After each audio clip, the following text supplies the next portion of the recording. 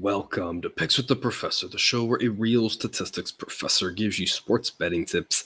I am your host, Professor Sides, and for the latest updates and information, you can find me on Twitter at Professor Sides. This Major League Baseball episode covers both games scheduled to be played on Sunday, October 23rd, 2022. We are still in the middle of the Championship Series. In case you're here, check out the webpage on the banner. It's www.pickswiththeprofessor.com/new for a primer and explanation. Otherwise, the goals for this episode are to share key information about these games, give you a few things to think on, and explain why certain plays are being made. I never recommend blindly tailing or fading any pick, rather to hear the justifications and thought processes to make sure you're fully on board with me or against me before investing your hard-earned money. As always, remember that there are no locks in gambling, so what I provide are loves, likes, and leans. It is A, B, and C grades to indicate my confidence level with respect to scaling wagers. However, please understand that good and bad variance will occur, so as much as I'd like to say we'll be profitable each and every day, that is an impossible reality for any gambler. Nailed the Astros Yankees situation. Play of the day for baseball was the under 7 in the Bronx. Things did not go our way in the nightcap in Philadelphia. To be fair, I did say I felt like it was going to be a wild game. Anything could happen.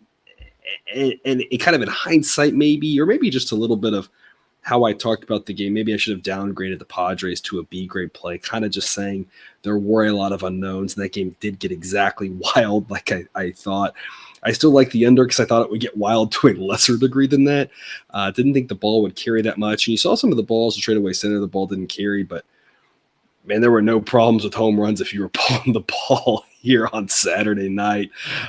So one game went our way and one game didn't. That's the way it goes. Hopefully we can get both of them here on Sunday. But before we get to that, some reminders, please hit that like button if you're on YouTube.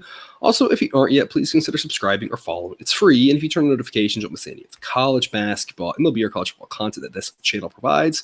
And as a reminder, we've got that Patreon page. You're looking for some extra benefits. Again, $3 per month gets you in the door, gets you the play of the day, any extra plays that we aren't able to make on show because of line movements, and then you can do various other things like early access to projected spreads. Again, I've got projections for all the games in the playoffs. We'll do the same for the World Series. That way you're ready to roll when the openers come out.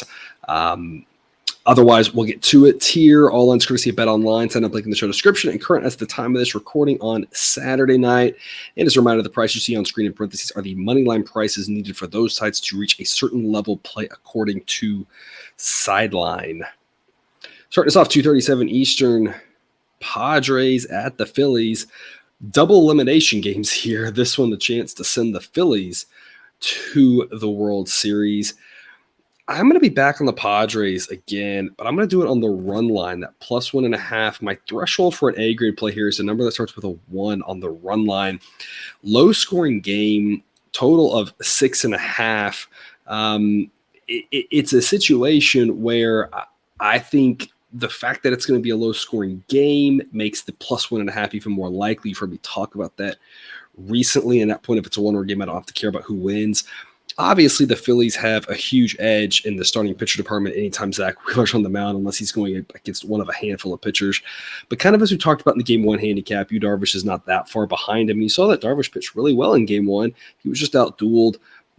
I don't make really anything of what happened in Game 1 with regards to the fact that the Phillies won. We see in the playoffs these situations countless times for those rematches, and sometimes it goes the same way the first one went. Sometimes it goes the opposite way, right? So, I mean, there's just really nothing to, well, Wheeler won the first game. Well, if it was that simple, I mean, come on, people. Like, it's not, right? And so Wheeler's a really good pitcher, and so is Darvish. And as much as the Phillies offense looked good on Saturday night, I still say the Padres offense is better. That's still how the projections work. That's still how the season metrics work. Padres play in a pretty pitcher-friendly ballpark. So, yeah, some of their numbers weren't as great, but they played half their games in one of the top 5 pitcher-friendly ballparks in the country, whereas the Phillies played in a more hitter-friendly ballpark. So the Padres offense is better.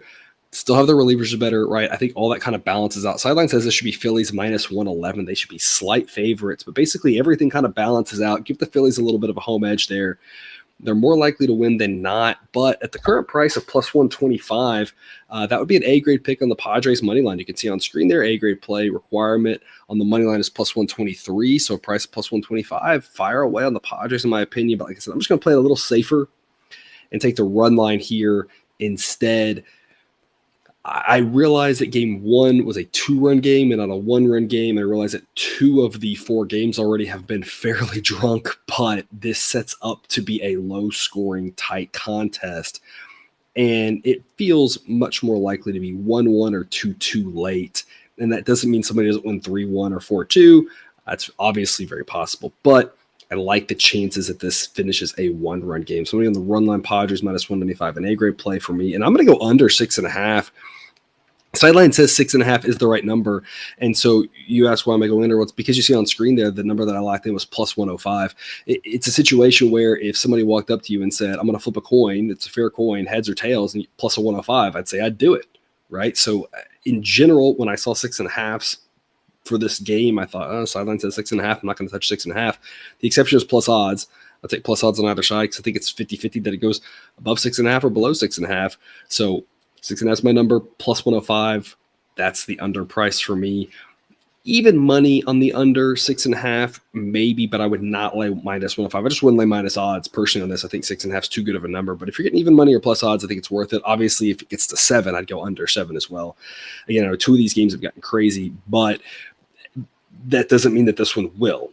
Weather-wise, it sets up to be very similar to Saturday night. And again, the weather didn't really hurt any of those long balls, but in general, that weather is going to be more likely to affect it with regards to close home runs. Now, if guys are hitting not close home runs, that ain't going to matter, but closer home runs being kept in the ballpark. We're talking 60 degrees for most of this game, and the winds will be blowing in from right center field at almost 10 miles an hour for the totality of this contest. So that will affect the hitting as well. The other thing is you've got some chance of light showers.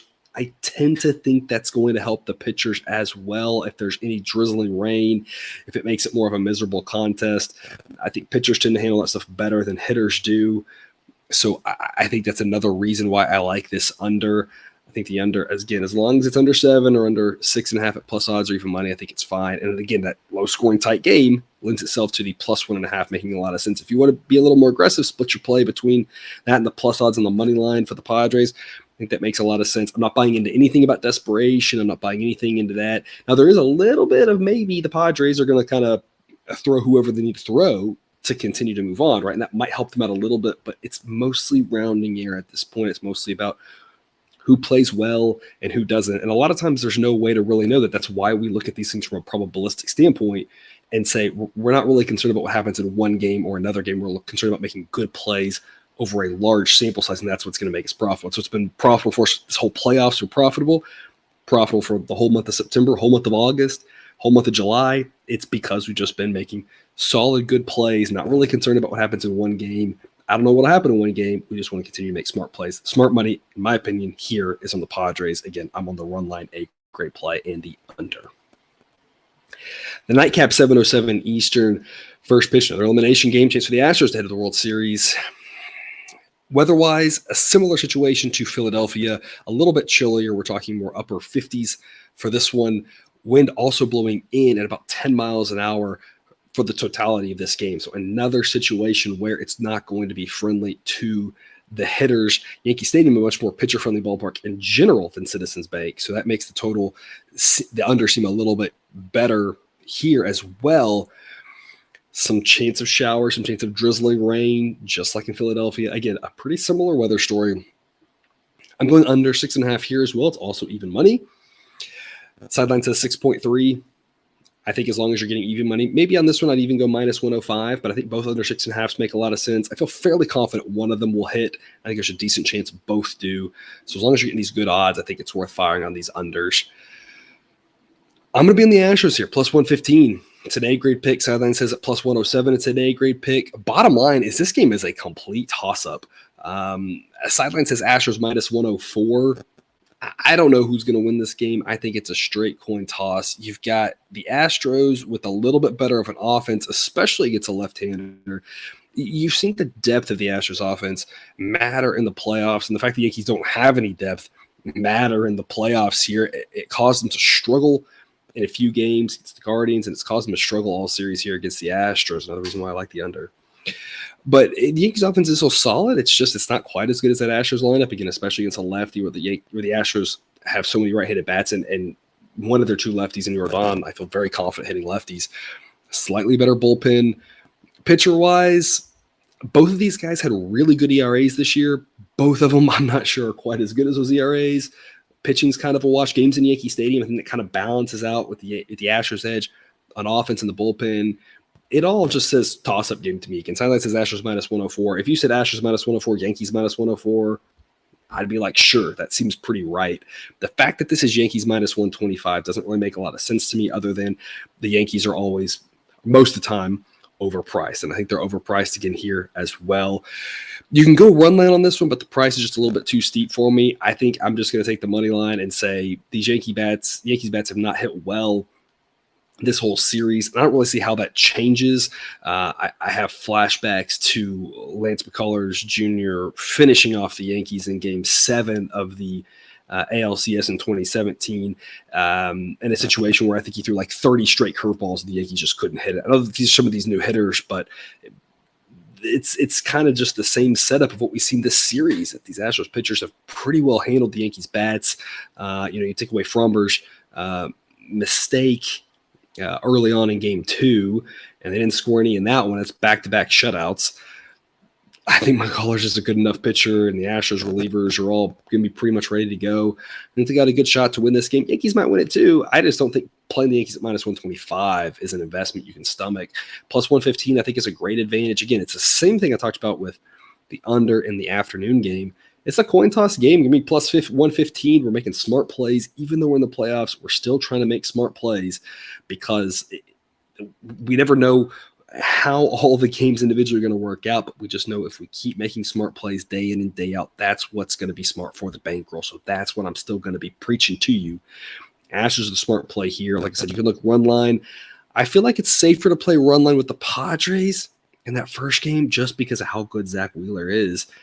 Like if the Phillies won that game 1-0, I think we'd all be like, yeah, I mean, Darvish is pretty solid. Wheeler's really dang good, right? So we've got a little protection there. But on this one, I just think I'd rather go money line here because I don't really know who's going to win. I think the Astros have a better chance of winning this game. So I'm on the Astros plus 115 A grade money line and on the under 6.5, just like I am in the afternoon contest in the National League.